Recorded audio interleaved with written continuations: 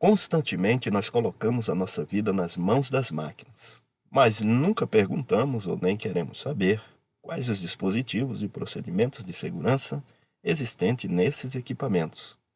Então, neste vídeo, nós iremos falar sobre um equipamento de transporte muito popular. São os teleféricos. E você vai ficar sabendo quais os dispositivos e procedimentos que precisa existir para essas máquinas serem consideradas seguras. Fica com a gente logo depois da vinheta.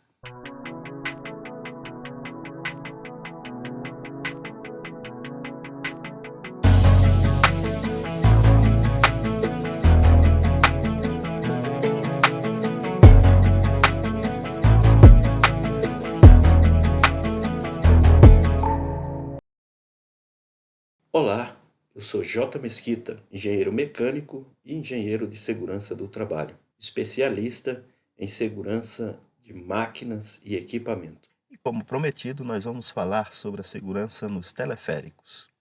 O teleférico é um meio de transporte aéreo que se desloca por meio de cabos. São compostos por torres, sistema de transmissão, cabos e veículos, que podem ser cabines, cadeiras ou cestos. Eles são muito utilizados como transporte público, como o grande teleférico de La Paz, na Bolívia, com mais de 25 quilômetros de extensão e que transporta uma média de 4.000 passageiros por hora. Mas também são utilizados para transporte de pessoas em pontos turísticos, como instrumentos de lazer. Eu tenho certeza que você já andou em um, mas você sabe quais os sistemas de segurança embarcados nos teleféricos? Se não sabe, você está no vídeo certo. No Brasil, o sistema de segurança é baseado na norma ABNT-NBR 16333, que recomenda todos os requisitos para se construir um teleférico seguro. Então, como prometido, vamos começar pelos freios. Todo teleférico deve ter 2 freios tipo atrito. Um deve ser usado como freio de serviço e o outro como freio de emergência. A força de frenagem deve ser produzida por um peso de mola e ambos devem ser capazes de ser usados automaticamente. O freio de serviço deve ser acionado automaticamente sempre que a velocidade exceder 10% acima do permitido, ou quando houver falha na alimentação do motor, ou também quando o acionamento dos sensores de segurança acontecer. Já o freio de emergência deve ter 2 tipos de acionamento, um automático e um manual.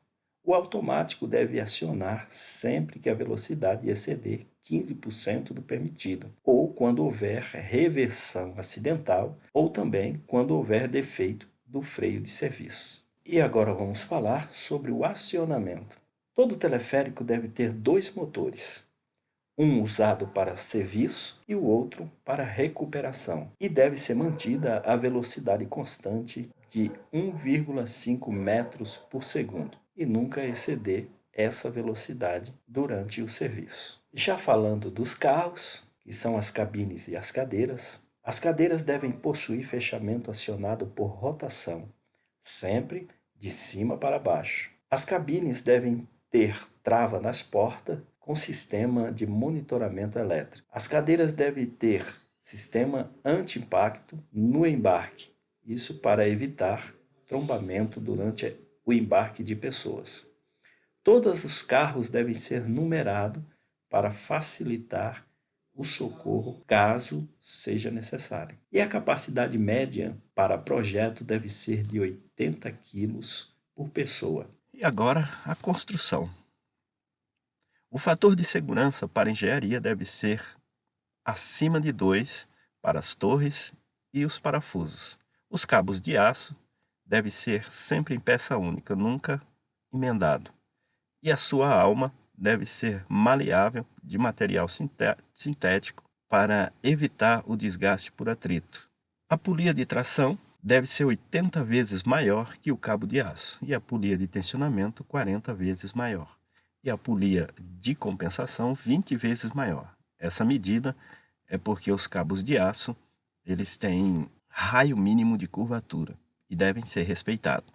E agora falando do circuito elétrico. O circuito elétrico de segurança deve ser do tipo corrente inerte. Qualquer falha deve parar a operação ou impedir que ela aconteça.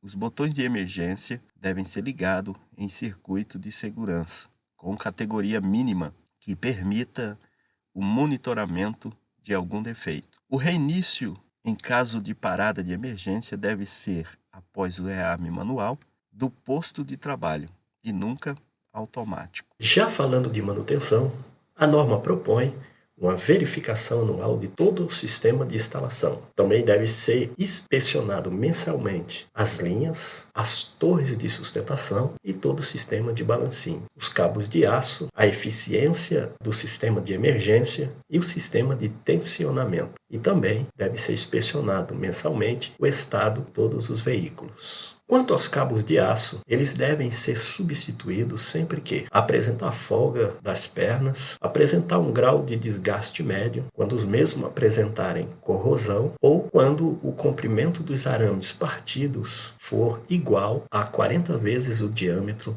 do cabo de aço. Então é isso aí. Depois de saber disso tudo, certamente agora você pode andar mais tranquilo, sabendo que existe pessoas preocupadas com a sua segurança. Aproveite o passeio e não deixe de conferir um teleférico quando você estiver perto de um. E lembre-se, tenha sempre um comportamento seguro. Até o próximo vídeo. Fiquem com Deus. Até mais.